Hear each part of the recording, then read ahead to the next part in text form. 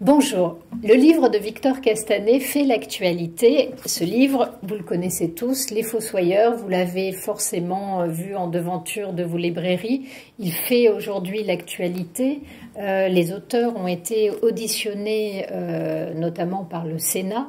Il dénonce ce qui se passe au sein d'un groupe qui s'appelle le groupe Orpea, qui gère plus de 1000 établissements EHPAD à travers le monde, énormément en France d'ailleurs, et qui a mis en place tout un système qui vise à faire de l'exploitation de la vieillesse un nouvel or gris. Autrement dit, c'est l'illustration d'une silver economy qui considère la vieillesse comme une formidable opportunité financière. Après tout, pourquoi pas, sauf que le système est fait de telle manière par un certain nombre de grands groupes qu'il met en place une forme de maltraitance.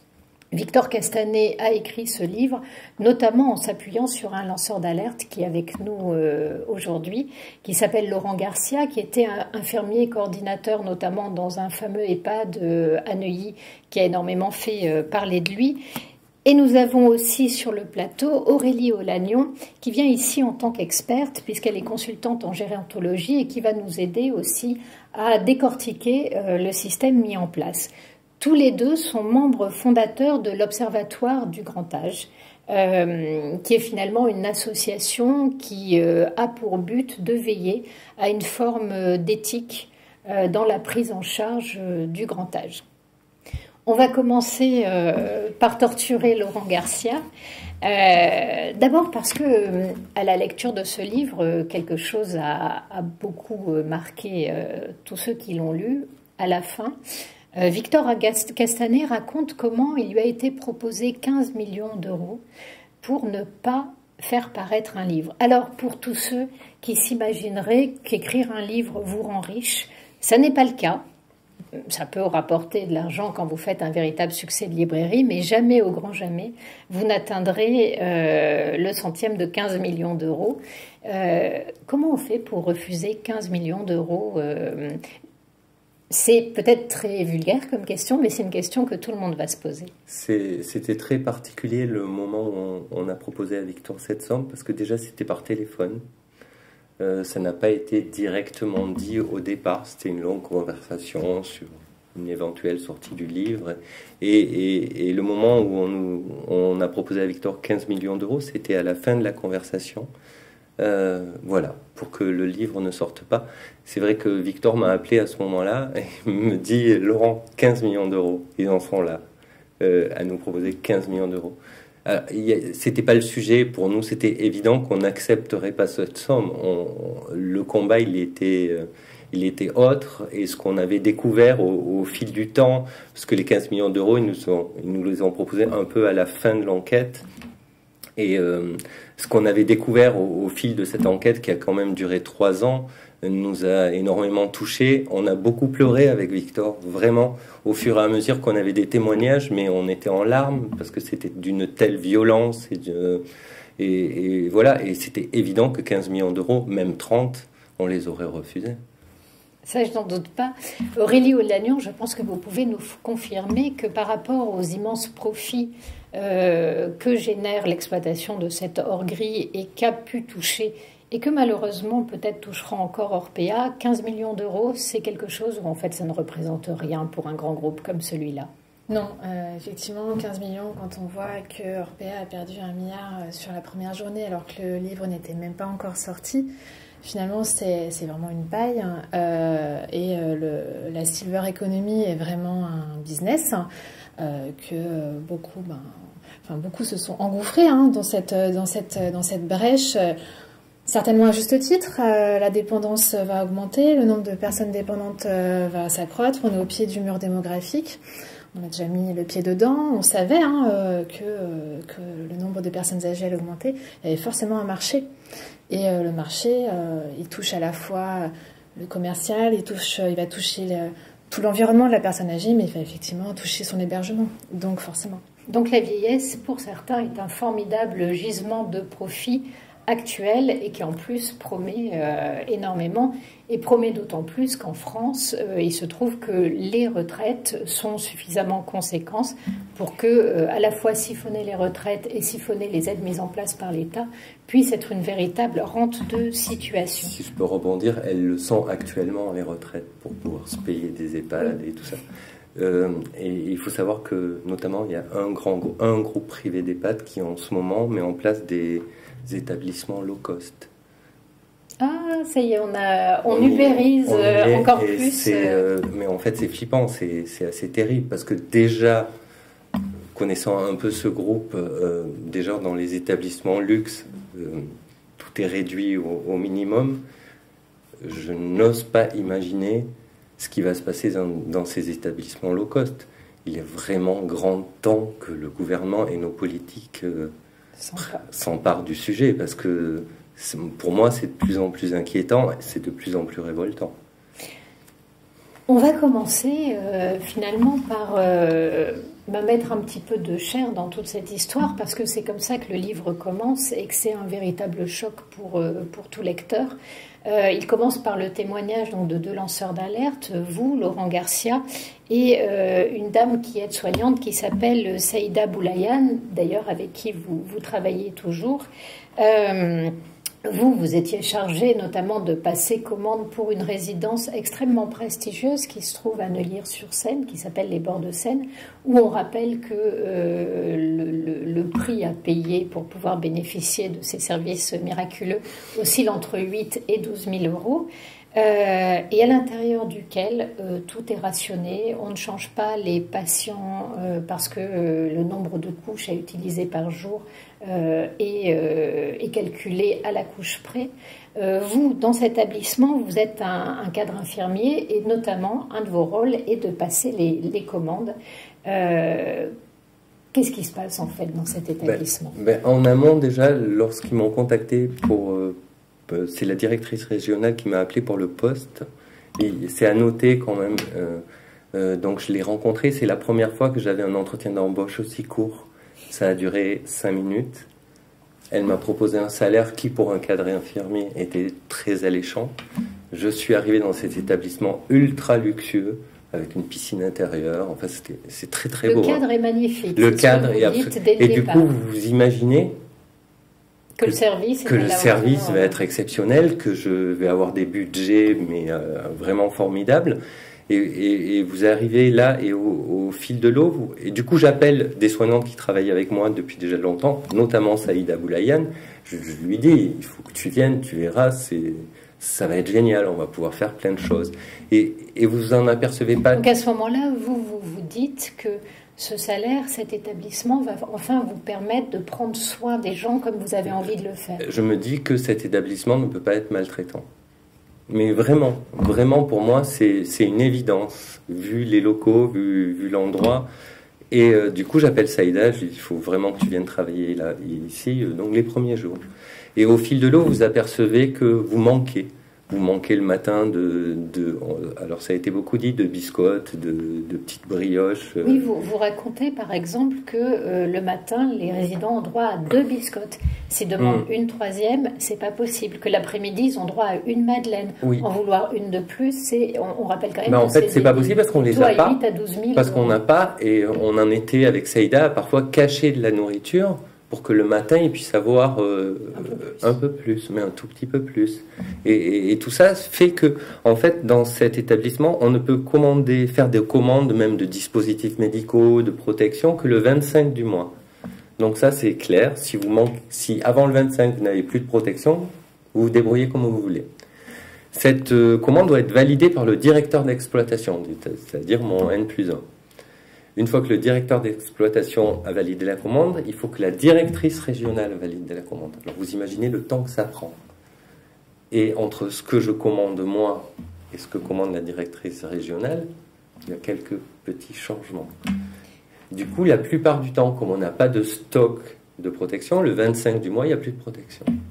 Donc ce que vous racontez, en fait, c'est notamment votre amie Saïda Boulawan, mais pas qu'elle, d'autres aides-soignants qui viennent régulièrement vous voir en se plaignant d'avoir des patients à qui ils ne peuvent pas changer les couches, qui vont baigner dans leur excrément, qui ne seront changés que le soir. Et jamais, en fait, vous ne pouvez desserrer cet étau parce que ce contrôle des dépenses est mis en place au plus haut niveau et est validé quasiment au niveau du siège. Pas quasiment, le siège valide toutes les dépenses, valide aussi la gestion de la masse salariale, mais on en parle aussi dans le livre, c'est le siège qui décide de tout. Le directeur d'exploitation chez Orpea sur un établissement n'a aucun pouvoir, c'est un commercial. Il est là pour louer des chambres. Un gestionnaire, exactement, voilà. Il n'est que ça. Et voilà, et ça on se rend compte au fil de l'eau, parce que c'est très insidieux, c'est très... Au départ, on ne se rend pas compte. Moi, je ne savais pas qu'il n'y avait que des CDD dans l'établissement. Donc, on découvre petit à petit, au fil des mois, qu'il y a un souci, quoi. Qu'il y a un truc qui ne fonctionne pas. Au début, on ne comprend pas. Jusqu'au jour où le directeur avec qui je travaille, que j'apprécie énormément et avec qui on s'était dit on va faire avancer les choses. On va y arriver. On va changer les choses de l'intérieur. On va tout changer. Me convoque au mois d'août. C'était début août, je m'en souviendrai toujours parce que c'est la première fois que ça m'arrive. Et il se lève de sa chaise et il me prend dans ses bras. Il me serre fort et il me dit je pars. Qu'est-ce que tu comptes faire? Et je lui dis ben non, on continue à se battre, il faut continuer. Moi j'y croyais encore. Et lui il avait compris que c'était mort. Et il me dit Laurent, on n'arrivera à rien. Voilà. Et j'ai continué un petit peu. Et vous avez fait le même constat? J'ai fait le même constat, je me suis fait licencier. Il faut savoir que moi j'ai demandé une rupture conventionnelle à un moment qui a été acceptée par la directrice régionale, mais qui m'a dit Laurent, pars un peu en vacances, pendant ce temps on va gérer tout ça. Et à mon retour de vacances, j'ai été convoqué par la direction pour qui me licenciait pour harcèlement. Alors justement, Victor Castanet... Juste une petite minute, il faut vraiment bien faire attention à la table. Ah oui, en fait tu fais pas gaffe. Du coup, désolé. Non, c'est rien, c'est rien. Merci. En fait, le livre est amorti. Non, mais moi je fais ça que j'ai toujours lu. Victor Castanet raconte dans Les Fossoyeurs justement comment, grâce à la précarité qui est mise en place au niveau des salariés, mais aussi grâce à un système qui fait qu'aujourd'hui les indemnités de licenciement sont plafonnées, le groupe utilise à la fois la précarité et cette question des indemnités de licenciement pour maîtriser sa masse salariale et préfère très souvent couper des têtes. Pas pour réformer le système, mais au contraire pour pouvoir le prolonger, le continuer, voire l'accentuer. Et c'est ce dont vous allez vous rendre compte, vous, au cours de vos années à l'intérieur de ce... En fait, si on ne fonctionne pas comme le groupe veut, effectivement, on va se faire virer.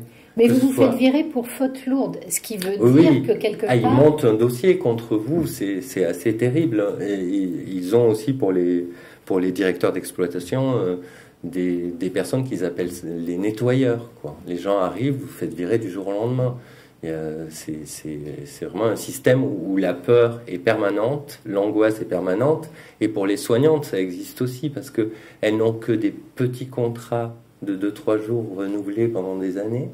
Et il y a cette force du groupe qui fait qu'elles se disent, parce que j'ai beaucoup parlé avec elles se disent, mais en fait, si je me comporte mal chez Orpea, le groupe est tellement puissant que je ne trouverai pas de travail ailleurs. Donc il y a une maltraitance des pensionnaires, maltraitance qui va même jusqu'à des formes de refus de soins, puisqu'on va raconter dans le livre le cas d'une dame qui est très connue, qui s'appelle Françoise Dorin, qui va finir par mourir d'un escarre fort mal soigné. L'histoire est absolument poignante. Mais ce que vous évoquez également, c'est la maltraitance des personnels. C'est-à-dire que, et d'ailleurs c'est aussi très fort dans le livre, ces personnels qui sont malades de voir la façon dont l'organisation fait qu'on finit par traiter les pensionnaires, mais qui sont pris à la gorge, qui ont peur parce qu'ils sont menacés, parce que leur précarité ne leur permet pas de parler, et parce que la manière même dont ils se font licencier est encore un moyen de les bâillonner. Complètement. En fait, ce groupe, c'est d'une violence rare. Vraiment, c'est d'une violence rare.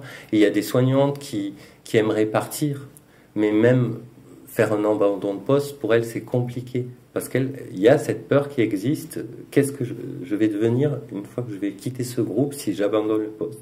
Tellement la puissance du groupe fait qu'ils instaurent dans tous les établissements un système de terreur permanente, d'angoisse permanente, et qui fait que c'est très très difficile de se battre et d'essayer de dire ce qui se passe réellement. Vraiment. Et c'est pareil pour les familles, hein.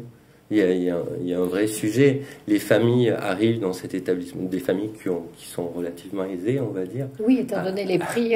Et arrivent dans cet établissement où c'est clairement un hôtel de luxe.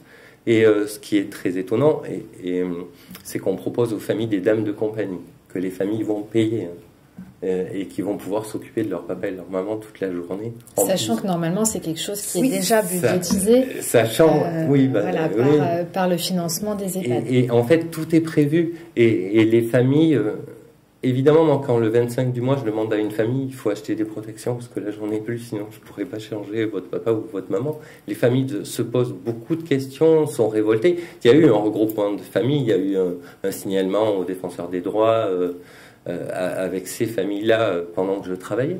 Mais il y a aussi cette culpabilité des familles, cette angoisse des familles, c'est que si j'enlève maman, mais je vais la mettre où? Est-ce que ce sera mieux ailleurs?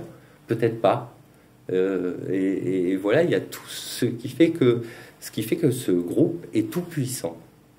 Et puis parfois, il se peut aussi que les familles peuvent avoir un ascendant qui est difficile ou dont la raison vacille un petit peu, et on met parfois aussi du temps à se rendre compte que la plainte du parent n'est pas une forme de plainte récurrente parce qu'ils n'acceptent pas d'être placés, mais qui est une plainte réelle face à de réels mauvais traitements. C'est vrai qu'au départ, il y a aussi cette question de la parole de quelqu'un qui est très âgé et qui peut être parfois un peu confus ou désorienté. Ouais, après les familles ont tendance à quand même croire leurs parents.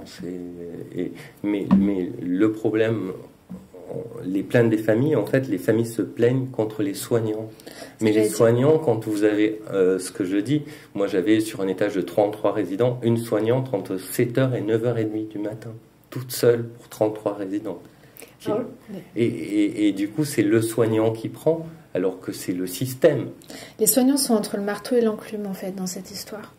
Oui, vous nous avez parlé, avant que l'on commence l'émission, de votre souhait que ça ne tourne pas à l'EHPAD bashing et que des gens qui n'y sont pas forcément pour rien, qui sont tout autant victimes du système que les pensionnaires, ne fassent pas les frais de la vision très dure du management d'un groupe particulier ou de ce type de groupe, puisqu'on va voir que Corian connaît à peu près les mêmes soucis.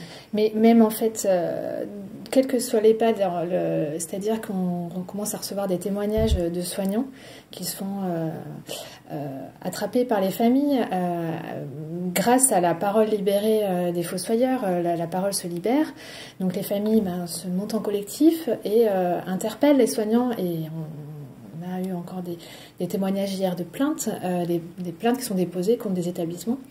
Et les soignants font les frais et on se retrouve avec tout le monde est dressé les uns contre les autres et chacun regarde sous son prisme, qui est totalement légitime parce que les familles se disent enfin on va pouvoir parler.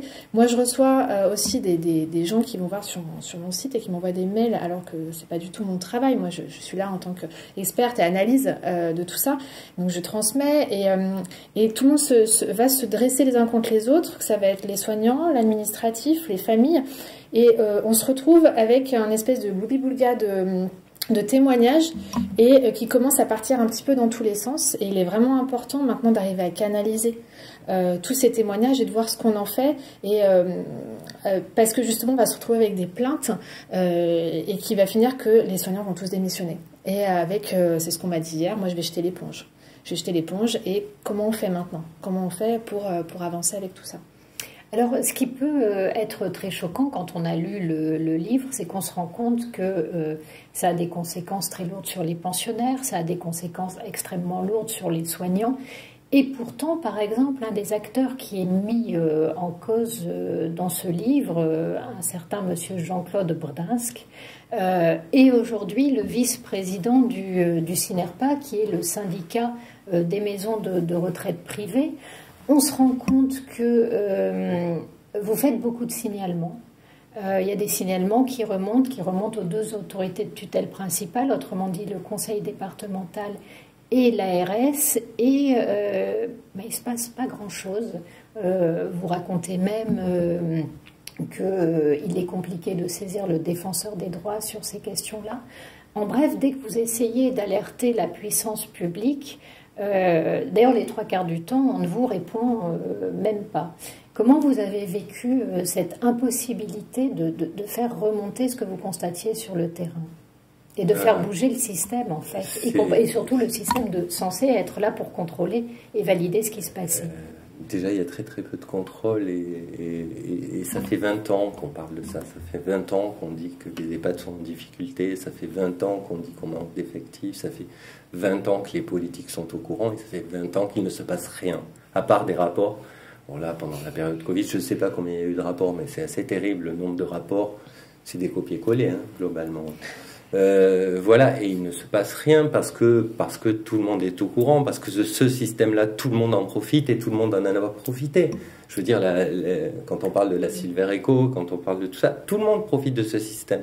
Parce qu'il n'y a pas de cadre de loi grand âge et autonomie qui était promise. Il n'y a pas de cadre et pas de direction.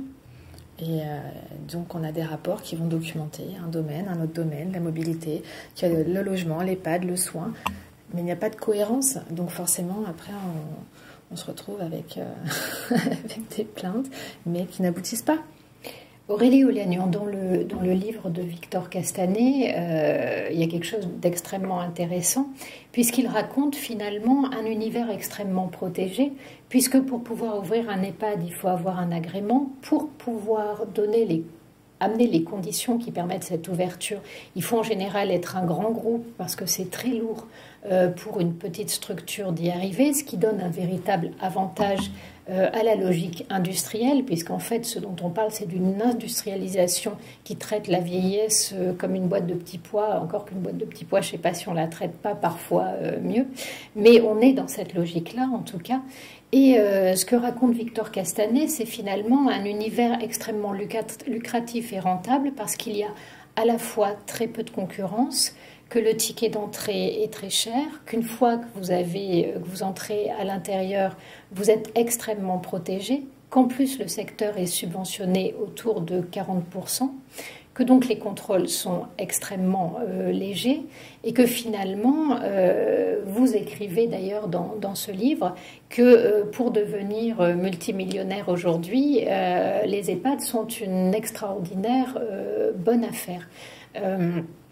Comment, quand un système est à ce point-là clos sur lui-même et génère autant de profits, on peut imaginer agir dessus? C'est une très grande question. Déjà, il faut se poser autour de la table avec tous les acteurs qui travaillent en fait dans les EHPAD et leur demander eux-mêmes leur avis, ce qu'ils attendent. On ne mélange pas assez, on n'écoute pas assez, à mon sens, les familles, les résidents et les soignants et même les directions d'EHPAD.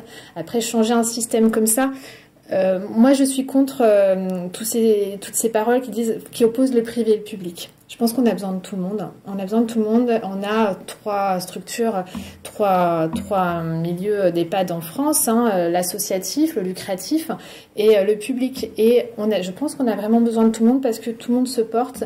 Mais effectivement, à un moment, il va falloir aussi plus de contrôle. Comment est-ce qu'on fait pour avoir plus de contrôle? Est-ce qu'on fait du contrôle financier? Est-ce qu'on fait du contrôle humain? Est-ce qu'on fait du quantitatif? Est-ce qu'on fait du qualitatif? Là, il est nécessaire de vraiment faire maintenant un état des lieux, pas un énième rapport, vraiment une photographie de comment ça se passe maintenant et surtout comment est-ce qu'on s'en sort. Arrêter de dire que l'EHPAD, c'est un milieu, il faut arrêter les EHPAD ou je ne sais quoi, refaire le modèle. Les EHPAD, le modèle, il a fonctionné. Maintenant, c'est juste qu'on se retrouve avec effectivement des intérêts financiers derrière. Le livre en est la preuve, mais je vous assure qu'il y a des EHPAD publics qui nous coûtent 1 800 € par mois. C'est déjà quand même très élevé, mais qui fonctionnent du tonnerre. Des EHPAD, j'ai la chance de pouvoir justement visiter les établissements. Alors, il y a des économies de bout de chandelle, on ne va pas se mentir, mais c'est des établissements où les salariés, les agents sont vraiment impliqués. Ils ont un vrai pouvoir d'action. On se retrouve avec une émulation entre familles, entre résidents, avec ce qu'on appelle les conseils de la vie sociale, donc qui est un conseil vraiment où la parole est ouverte. C'est une obligation. Malheureusement, les conseils de la vie sociale sont des décisions qui sont facultatives. Moi, je milite pour que les décisions soient vraiment obligatoires. Et là, on a vraiment une synergie qui se fait dans ces établissements. Mais dans le livre, ce que l'on voit, ce sont des contrôles qui sont quasiment exclusivement comptables et quantitatifs. Et ce qui est très intéressant, c'est que vous montrez en fait l'évolution du contrôle qui fait que petit à petit, on donne à des établissements une dotation globale et que finalement le contrôle s'arrête au fait que l'établissement respecte cette dotation. On a l'impression qu'il n'y a aucun contrôle qualitatif, on a l'impression que ce contrôle est extrêmement distancié et on peut avoir aussi l'impression que malheureusement les passerelles sont tellement fortes entre le public et le privé qu'il n'y a plus personne qui porte une vision d'intérêt général. En tout cas, on a du mal à la voir s'exprimer dans le contrôle et pourtant ça devrait être le rôle des ARS comme du conseil départemental. Vous avez subi des contrôles. Est-ce que parfois il y a des contrôles qui ont révélé des choses, qui ont donné lieu à des rapports extrêmement sévères, mais qui finalement n'aboutissent à aucun changement? Qu'est-ce qui pour vous a fait basculer? Quelle est l'organisation qui fait qu'aujourd'hui il semble que le qualitatif est complètement disparu? Mais maintenant, ils ont mis aussi les CEPOM en place. Je pense que ça, il faut en parler. Alors, expliquez-nous ce qu'est un CEPOM. En fait, les CEPOM, avant, on avait une convention tripartite entre les ARS, le conseil départemental, l'établissement. Maintenant, l'ARS décidait du nombre de soignants attribués. C'était quand même quelque chose de très cadré. Maintenant, les CEPOM, c'est une enveloppe globale. Et l'établissement fera ce qu'il veut avec cette enveloppe globale. Et d'où mon inquiétude, parce que c'est vraiment, ça a été fait exactement pour le privé, pour qu'il ne soit plus hors la loi, hein, clairement, parce qu'ils vont pouvoir prendre 2 soignantes ou 4 soignantes, ça va être totalement leur choix, puisque cette enveloppe globale fait qu'ils vont faire ce qu'ils veulent. Et c'est très inquiétant. Moi, je me dis qu'il faut arrêter ces CEPOM. Alors il y a une démarche quand même... Alors, je voulais juste vous demander... Comment expliquer la mise en place de ces CEPOM? On peut être extrêmement naïf et se dire que des établissements qui n'ont en tête que le lucratif et le profit aient fait pression sur les pouvoirs publics pour obtenir la mise en place de ce système. Je ne dis pas que c'est justifié, mais en tout cas, ça fait partie de leur business. En revanche, ce qu'on a un petit peu plus de mal à comprendre, c'est comment, de l'autre côté, il n'y a eu personne pour défendre l'intérêt général. Est-ce que c'est par naïveté ou incompétence? Est-ce que c'est parce que, finalement, il y a des conflits d'intérêts, que les hauts fonctionnaires du public passent assez souvent dans le privé et qu'à la fin, les logiques se sont interpénétrées et que finalement, il n'y a plus personne pour veiller à ce que l'intérêt général soit porté? Alors là, la question du CEPOM, en fait, il faut se dire que ça fonctionne aussi pour les hôpitaux. C'est-à-dire que ça a été fait pour le système sanitaire. L'EHPAD, et on est vraiment sur le cœur du problème, c'est effectivement un lieu de soins, donc le CEPOM a tout à fait lieu d'être comme un hôpital. Malgré tout, c'est aussi un lieu de vie et c'est aussi un lieu de travail. Donc, le CEPOM va prendre en compte la côté soins, mais ne va pas forcément prendre en compte le reste. La démarche qualité dans un EHPAD, les EHPAD sont obligés de faire un projet d'établissement. Ils sont obligés de faire des évaluations internes et des évaluations externes. Évaluation interne tous les 5 ans, évaluation externe tous les 7 ans. C'est-à-dire qu'il y a une démarche qualité qui existe. C'est-à-dire que quand ils vont négocier leur CEPOM, ils doivent s'engager à dire « Regardez, on a fait notre évaluation ». Après une évaluation, on en fait dire ce qu'on veut aussi. L'évaluation interne, c'est l'établissement qui le fait avec des indicateurs. Il n'y a pas forcément... Actuellement, l'HAS va sortir maintenant sa nouvelle grille, un vrai référentiel, mais chacun faisait un petit peu ce qu'il voulait. Et c'était, en gros, regardez, on s'engage à faire de la qualité. Donc, est-ce que, par exemple, puisqu'on a vu qu'un des soucis était le nombre de personnel qui travaillait en CDD, ça veut dire qu'en fait, aujourd'hui, quand une administration de contrôle examine le fonctionnement d'un établissement, elle est incapable de savoir quel est le ratio entre les CDI et les CDD? Alors ça, c'est un contrôle qui va être sur du financier. Moi, quand je vous parle d'évaluation, on est sur du qualitatif.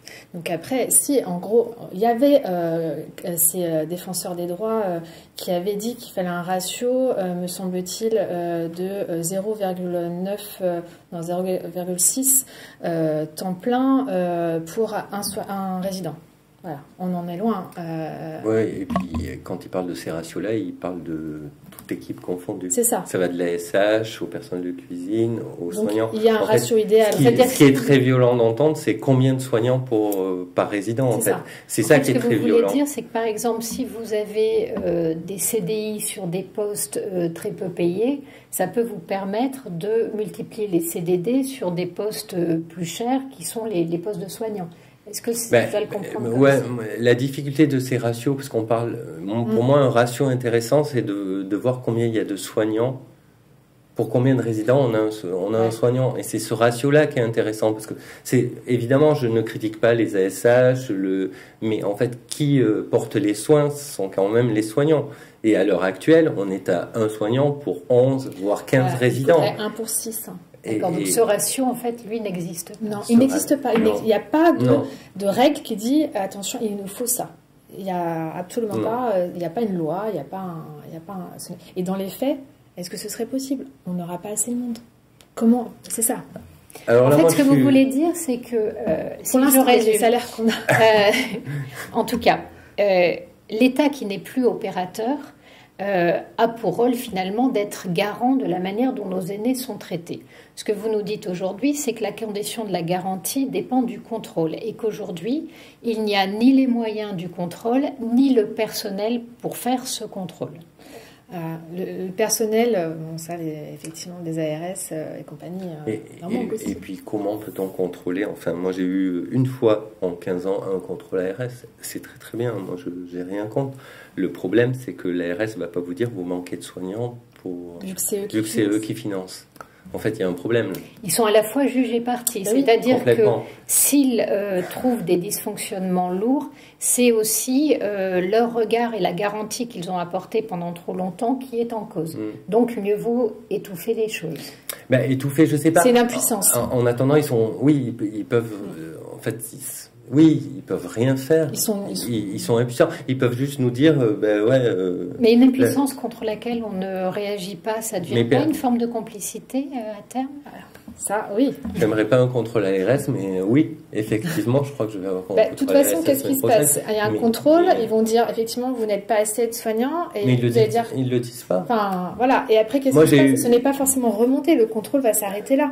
Qu'est-ce qui va se passer? Après, ça va remonter. Les contrôles ARS, moi j'en ai eu un seul dans ma vie, où ils regardent les températures des frigos, voir si elles sont bien à jour tous les jours. En fait, moi j'ai pas assez de soignants, donc me faites pas chier avec les températures du frigo. En fait, à un moment, il faut réagir. On peut pas tout accepter comme ça, c'est pas possible en fait. Vous m'avez raconté avant qu'on se retrouve autour de la table comment on formait notamment les aides-soignants et ça me rappelle la manière dont on fait le ménage dans les hôtels avec un temps minimal par chambre et vous me racontez exactement la même chose, c'est-à-dire l'objectif le plus important est la rapidité alors que dans ce type de structure on a souvent des patients qui sont désorientés pour qui des actes qui peuvent prendre peu de temps dans la vie réelle avec quelqu'un de parfaitement valide peuvent être extrêmement longs et complexes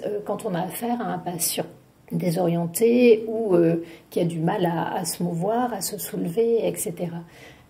Ça vous a beaucoup marqué? Moi, ça me révolte quand je dois remplir, pour les formations aides-soignantes, vous avez des petits trucs à remplir et il y a un item rapidité. Mais en fait, moi, je veux pas qu'une soignante soit rapide. Je veux qu'elle prenne son temps, je veux qu'elle soit lente, même à la limite. Et surtout que maintenant, les soignantes sont là pendant 12 heures de temps sur un établissement. Avec 2 heures de pause, mais elles sont là pendant 12 heures. On a du temps. On a le temps, on ne va pas être rapide. Mais c'est le système qui fait qu'il faut qu'à midi, tout le monde soit prêt, lavé, brossé, lustré. En fait... Tout ça n'a aucun sens. Et moi, j'ai mis en place des réunions le matin à 9h30, justement, pour couper le fer des soignantes qui sont dans le... Et cette réunion-là, quand j'ai annoncé ça à mes soignantes, maintenant, le matin, on fait une réunion tous à 9h30, Elles m'ont regardé, mais Monsieur Garcia, à 9h30, on est en plein, en plein rush, c'est pas possible. Et j'ai dit si, ça durera que 10 minutes. Maintenant, ces réunions, elles durent une demi-heure.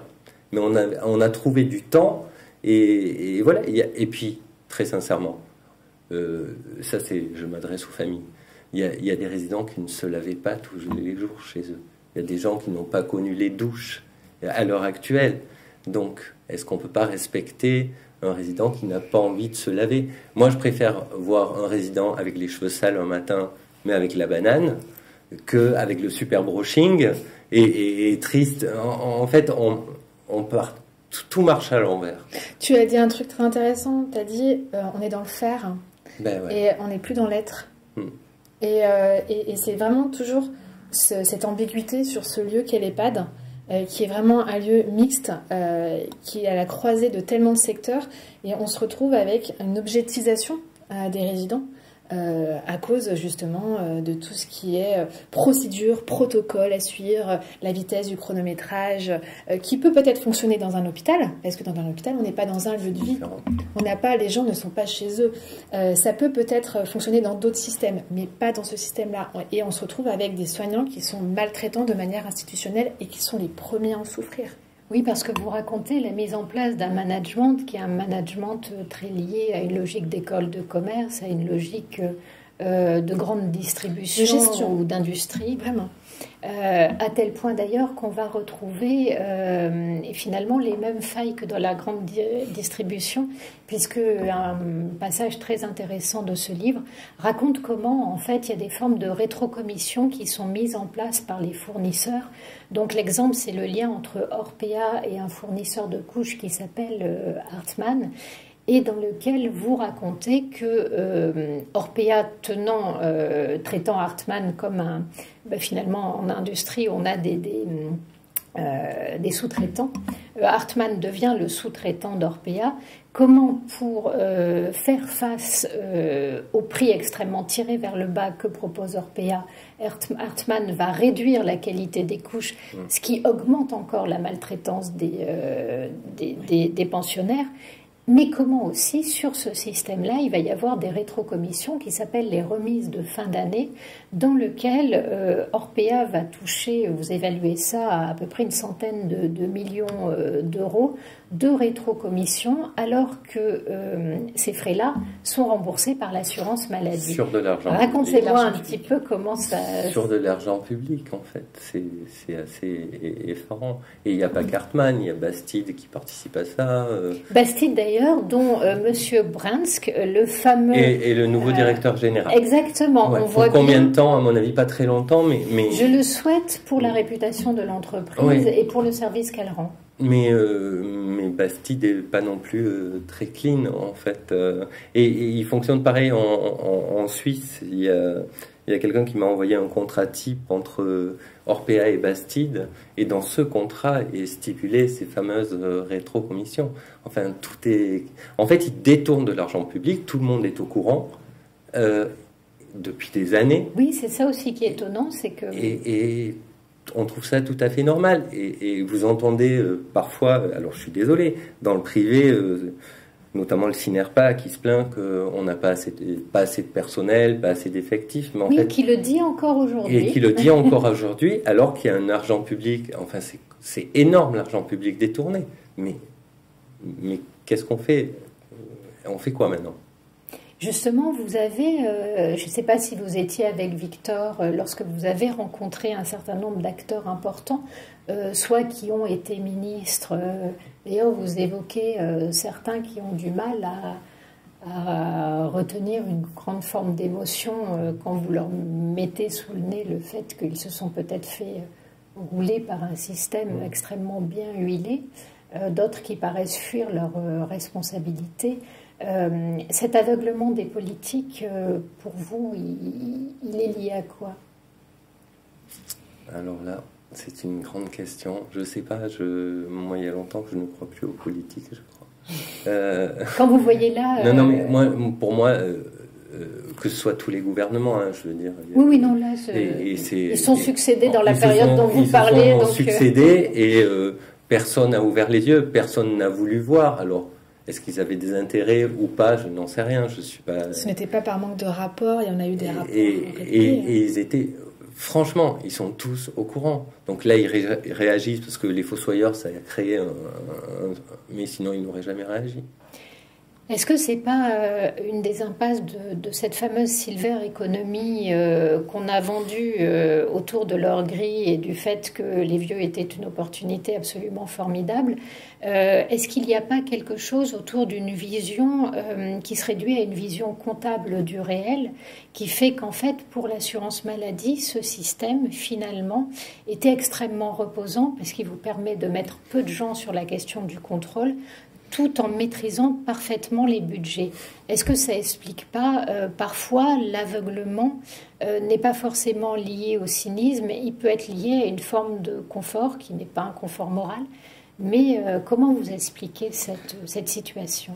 On est aussi dans une question sociétale, c'est-à-dire qu'on était effectivement dans un système, les EHPAD, on plaçait en EHPAD, on est dans quelque chose qui avait l'air de fonctionner, parce que finalement, les budgets, il y a des EHPAD qui fonctionnent très très bien, donc ceux-là, pourquoi est-ce qu'il y en a qui s'en sortent et d'autres qui s'en sortent pas? Il n'y a pas de problème. On se retrouve avec... je pense, c'est un espèce d'aveuglement. Je pense pas qu'il y ait un cynisme, parce que la silver economy, voilà, il y a un marché. Il y a effectivement besoin de produits adaptés. On se retrouve avec beaucoup de personnes qui vont avoir besoin de produits, d'accompagnement pour la dépendance. On a besoin de tout ça. On a besoin d'une émulation, on a besoin de création. Après, c'est qu'est-ce qu'on en fait? Est-ce qu'on va pas trop loin, justement, dans certains produits? J'en ai à l'appel, mais c'est vrai que je pense qu'il y a un côté œillère. Il y a un côté œillère parce que, mine de rien, la vieillesse, ça fait peur. Ça fait peur et on n'a pas envie de... C'est pas vendeur. C'est pas vendeur pour un candidat. C'est pas vendeur pour des annonces. La loi grand âge d'autonomie, le gouvernement Sarkozy avait vendu, le gouvernement Hollande avait vendu, le président Macron l'avait vendu. On l'attend toujours. C'est la loi la plus documentée. On a tout ce qu'il faut. Elle est attendue par tous les acteurs du grand âge.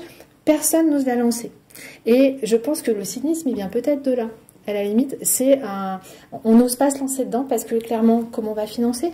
Comment est-ce qu'après on articule ça avec la question des retraites? Qu'est-ce qu'on en fait? Moi, je vois encore plus loin, parce que là, on est sur un papy boom. Mais qu'est-ce qu'on en fait après de tous ces gens qu'on aura formés, tous ces gens des places d'EHPAD, peut-être qu'on aura créés? L'EHPAD, on en a besoin. L'EHPAD, on en a besoin. On ne peut pas rester en maintien à domicile. Il y a certaines pathologies qui ne peuvent pas. Oui, bien sûr qu'on a envie de brosser tout le monde dans le sens du poil en disant « vous allez vieillir et mourir chez vous ». Mais dans les faits, c'est parfois impossible. Et c'est cette vision d'opposition de l'EHPAD avec le maintien à domicile. Il y a aussi les logements inclusifs qui commencent à être mis en avant. On ne peut pas tout opposer. En fait, on a besoin de tout. Et en fait, c'est pour ça que cette loi, on en a besoin pour se dire comment est-ce qu'on fait et dans quel cas, à ce moment-là, on va privilégier l'EHPAD. Il faut aussi penser au territoire. Moi, dans le livre, ce qui m'a aussi marqué, c'est le fait de ce système des rétrocommissions qui aussi va vider un territoire de ses potentialités. Un EHPAD, il est un acteur territorial. C'est un consommateur, c'est un employeur, c'est aussi quelqu'un qui va faire avancer un territoire. Le fait d'avoir des rétrocommissions avec peut-être des laboratoires qui vont être à l'autre bout de la France. Oui, alors je vous laisse continuer. Oui. J'ai juste une précision pour les gens qui ne sont pas au courant du système ou qui n'ont pas lu le livre.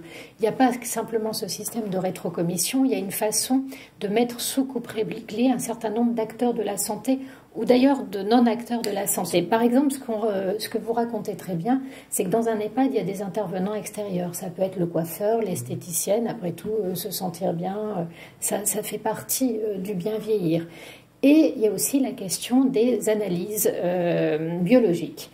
Et ce que vous racontez, c'est qu'on ne s'adresse plus, par exemple, au petit laboratoire du coin. On contractualise, comme pour les couches, avec un énorme fournisseur pour tirer des prix, qui fait que il faut envoyer les analyses, il faut qu'elles reviennent. Or, parfois, ça empêche toute notion d'urgence, puisque les délais de traitement sont allongés. Au lieu de faire travailler le coiffeur du coin qui va venir couper les cheveux à l'EHPAD, pareil, on contractualise avec une grosse chaîne, et ainsi de suite. L'EHPAD ne devient plus un lieu de vie qui irrigue et qui est en lien avec son environnement, mais un lieu d'industrialisation de tout ce qui est en lien avec lui. Et Pourquoi en fait un tel choix? C'est ce que vous êtes en train de nous expliquer. Exactement. On est sur une logique de groupe. Et c'est quand Laurent disait justement que le directeur d'exploitation, le directeur d'un établissement privé, il va se soumettre à une logique de groupe. Donc forcément, on est aussi pour dégager des prix plus intéressants, on va faire appel à, on fait des appels d'offres, on fait des choses comme ça.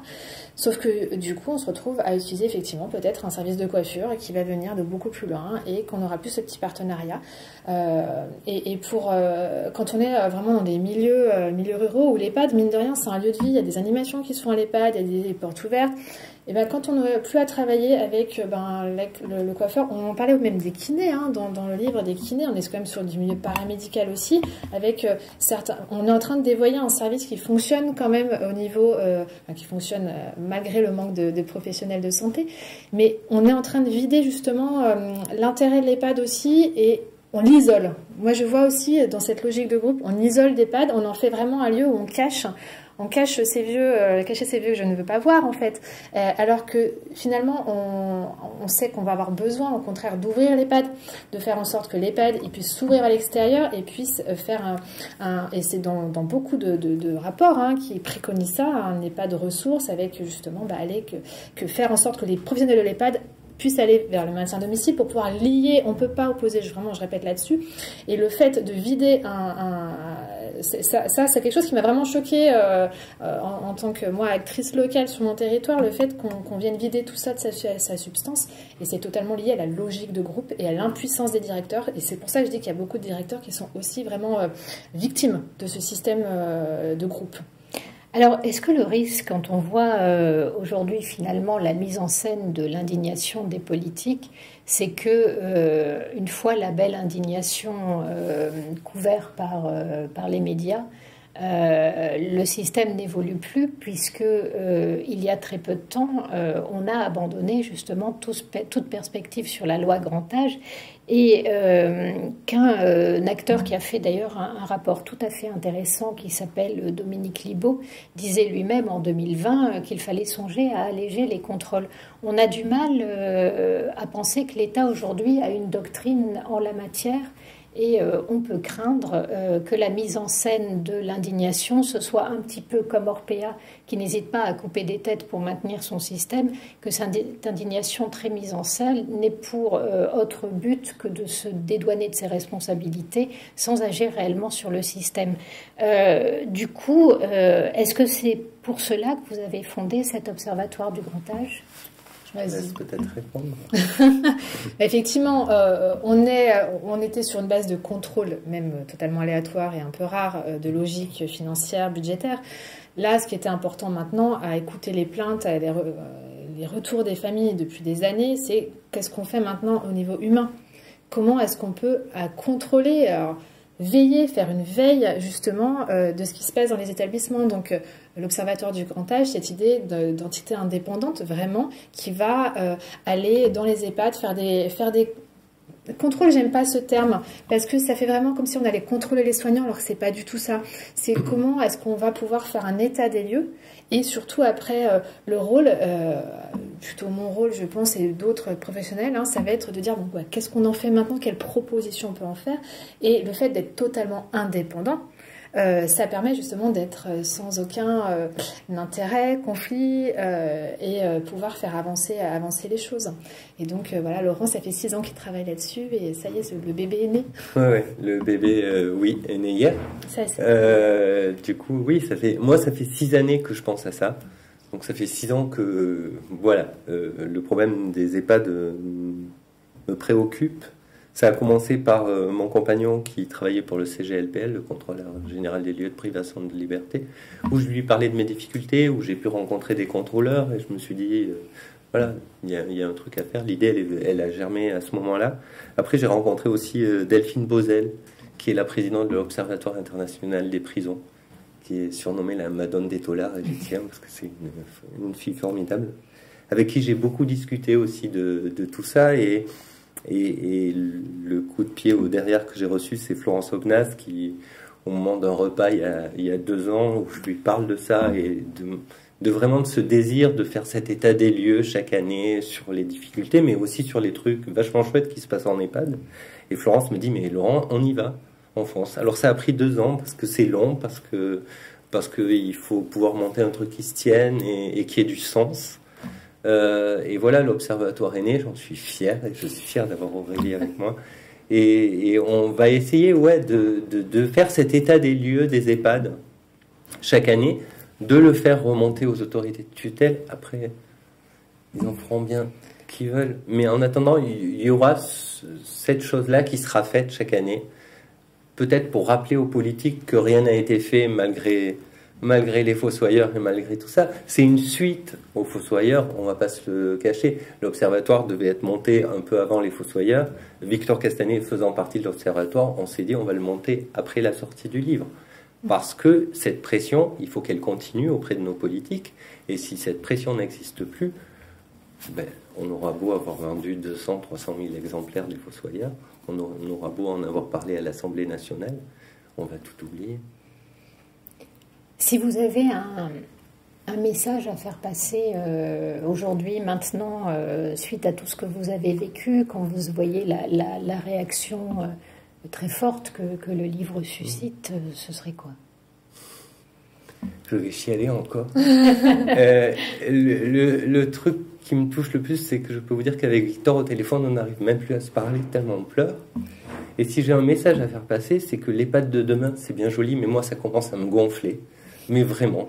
Et que l'EHPAD d'aujourd'hui, c'est de l'EHPAD d'aujourd'hui dont il faut parler aujourd'hui, et pas de l'EHPAD de demain. Et pas de l'EHPAD de demain. Alors, est-ce que, parce que moi j'ai fait énormément de politique, donc très souvent, quand on parlait de gna gna gna de demain, les 3/4 du temps, c'était presque comme si on imaginait qu'il fallait être extrêmement innovant, alors que parfois les demandes qu'on avait des gens qui étaient dans le secteur, je vous parle par exemple de l'école de demain, c'était de dire, mais vous savez, nous ce qu'on voudrait, c'est juste qu'on élève l'esprit de nos enfants, qu'on leur apprenne à lire, écrire, compter, à maîtriser leur histoire, à avoir un esprit critique. En fait, l'école d'hier était pas mal, on voudrait juste que la qualité continue. Mais l'EHPAD de demain, il peut être aujourd'hui. En fait, c'est ça qui me révolte. En fait, on peut faire des choses aujourd'hui pour l'EHPAD de demain. Mais je vois pas pourquoi moi, j'aime bien le mot vieux, alors parfois ça choque, mais moi j'aimerais bien qu'on m'appelle le vieux plus tard. Je vois pas pourquoi nos vieux devraient attendre. La vieillesse, c'est une richesse. Oui, mais le problème, c'est que la vieillesse, c'est pas très sexy. Et du coup, ça n'intéresse pas grand monde. Donc maintenant, non, mais c'est une réalité, puis ça fait peur, et puis c'est quelque chose de tabou, et puis voilà. Et c'est d'une violence rare, mais pour tout le monde. Parfois, on n'a pas très envie de. Et voilà, aujourd'hui, on peut faire des choses. Maintenant, je vous assure qu'il y a des EHPAD qui sont des très beaux lieux de vie. Mais évidemment, il y a des EHPAD formidables. C'est important aussi de se dire que les EHPAD ne sont pas que des mouroirs. Oui, on y meurt, mais on y vit. Et je vous assure qu'il y a des établissements formidables, notamment en plus avec tous les confinements qu'il y a eu. Il y a eu des initiatives qui ont été tellement belles. Et moi, vraiment, je voudrais rendre hommage. Enfin, pas hommage, mais... Vous pouvez nous raconter une initiative, quelque chose qui vous a marqué Tu peux parler du dansoir. Alors, parlez-nous du dansoir, Laurent. Toi, sur le terrain, moi, je suis là pour l'externe. Nous, on a mis en place... on a confiné peu de temps, parce que le 3e jour du confinement, Florence Aubenas était sur notre EHPAD pendant 15 jours. J'ai croisé une résidente, je discute un peu et je lui dis, mais vous savez, vous êtes confinés comme nous. Et elle me dit, non, Laurent, vous êtes confinés, nous on est confinés, enfermés. Et là, je me suis pris une claque. Et je me suis dit, ouais, elle a raison, en fait. Il faut changer les choses. Et c'est vrai qu'on a ouvert rapidement aux familles, on a fait revenir les intervenants, et voilà, ça s'est fait en douceur. Et on a mis en place enfin non, les résidents ont mis en place, j'ai appris, une résidente me raconte, mais vous savez, tous les samedis soirs, on fait la teuf. Et j'ai dit, vous faites quoi? Elle me dit, tous les samedis soirs, on danse avec les équipes. Donc les équipes cuisine. Et je dis, ah ouais. Je dis, mais moi je veux venir. Elle me dit, non, c'est interdit au cadre. Et j'ai dit, ok, le samedi soir, je ne viendrai pas, mais par contre, on va le mettre en place en semaine. Et c'est un truc qui fonctionne hyper bien, où tout le monde se lâche, de la SH à la soignante. Et il y a un truc qui a créé de la vie pendant cette période de confinement. Il y a eu ce dansoir, ou même on a eu un moment, lors de la 2e vague, Du coup, nous, la première vague, on n'a pas été touchés. Deuxième vague, on a eu un secteur Covid de 13 résidents et on s'est dit, mais en fait, on va continuer à danser. Et j'ai des images mais juste magnifiques de résidents sous oxygène sur leur lit en train de danser. Il y a de la vie dans un EHPAD. Voilà. Vraiment de la vie. Et c'est des petites choses, c'est rien à mettre en place. Il y a des petits trucs comme ça. On a des animaux. En ce moment, on a 3 lapins, un chat. Les lapins, ça fait du dégât. Ils sont en liberté, il faut savoir, dans l'EHPAD. Hein. Mais ça ronge tout. J'en ai eu un, c'est une catastrophe pour les lampes électriques. Pour tout, pour les téléphones, mais parfois ça m'arrange. Ça coupe tout. Donc, mais en attendant, c'est de la vie, ça fait plaisir aux résidences. Vous mettez un des lapins dans les bras d'un résident, ben, il a la banane. Alors c'est rien, hein. Je sais bien qu'il y a beaucoup de choses à faire en plus. C'est une goutte d'eau. Mais moi, ce que je dis à mes soignantes, c'est quelque chose d'important pour moi. Je veux vous voir arriver avec le sourire. Si vous n'avez pas le sourire, vous venez me voir. C'est parce qu'on va en discuter. C'est parce qu'il y a des soucis. Et on va vous aider. Parce que les soucis, on ne les laisse pas au vestiaire. Ça, c'est une vaste fumisterie. Et je veux que les résidents aient le sourire.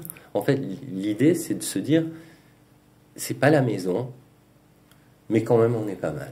C'est pour ça que il est important de vite éteindre l'incendie, parce que c'est des plaintes qu'il faut entendre, mais tous ces mouvements qui dressent les uns contre les autres, des soignants, des familles, des résidents, au contraire, c'est absolument pas constructif et il va falloir vite traiter cette question rapidement. Et ça sera aussi le rôle de l'observatoire, voilà, je pense. Parce que justement, quand les EHPAD, quand je dis les EHPAD qui fonctionnent bien, c'est ceux qui sont totalement participatifs, où tout le monde avance dans le même sens, et notamment dans les confinements, où là, tu disais, nous, on a continué à avoir les aidants, parce qu'on a besoin, et parce que les résidents en ont besoin, parce qu'ils sont des citoyens à part entière, on ne perd pas sa citoyenneté en entrant en EHPAD. Donc ça, c'est vraiment aussi le rôle de l'OGRA, l'observatoire, qui va être de poursuivre, de faire en sorte que la parole des personnes, des résidents, continue à être entendue. Et justement, de pouvoir continuer à dire, on va bosser tous ensemble. Et j'espère de devenir un petit incubateur d'idées, de petites idées, parce qu'on a très peu de moyens pour l'instant.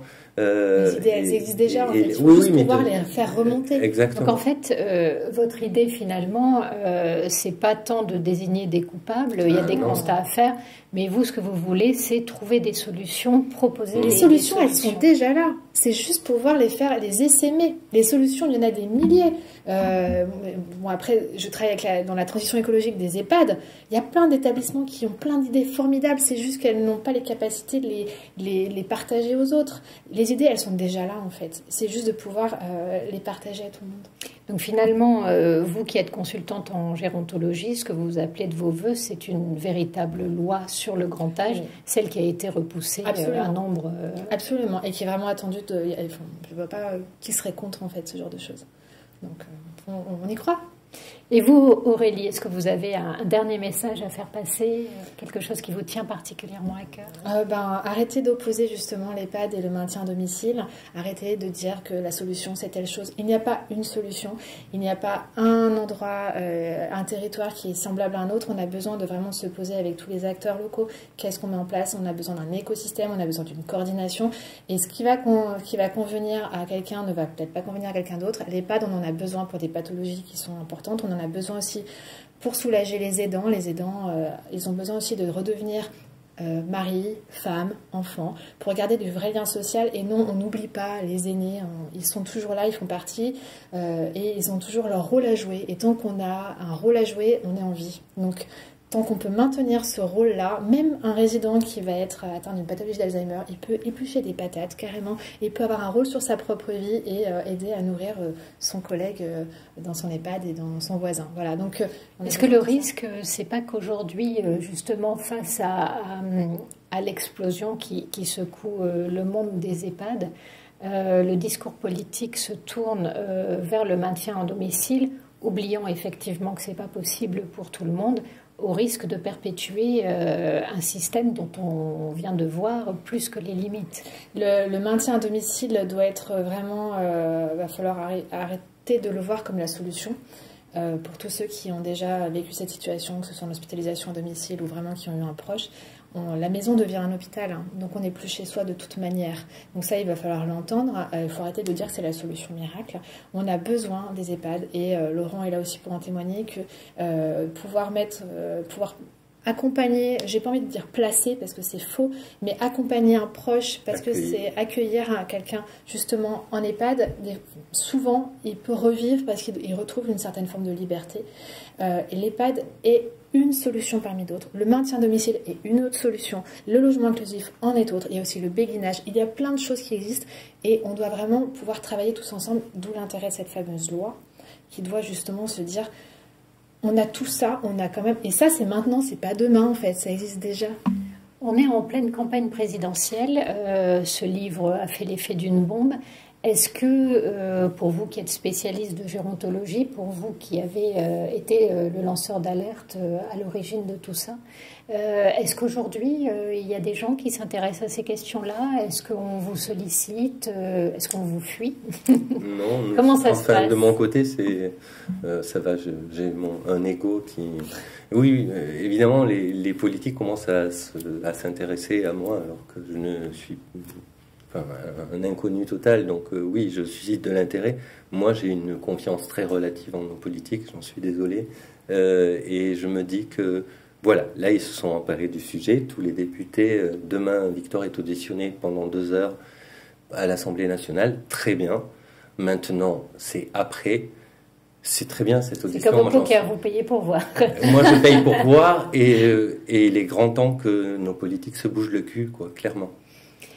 Et vous qui avez dû quand même jeter un œil du coup sur les programmes divers et variés, qu'est-ce que vous en pensez de la place du grand âge dans cette campagne? Moi, je reste très méfiante parce qu'effectivement, dans les programmes, il n'y avait pas grand-chose, hein, si ce n'est parler de la T2A, donc la tarification à l'activité, qui est aussi qui est pratiquée en EHPAD d'une autre manière, hein, mais qui est totalement liée.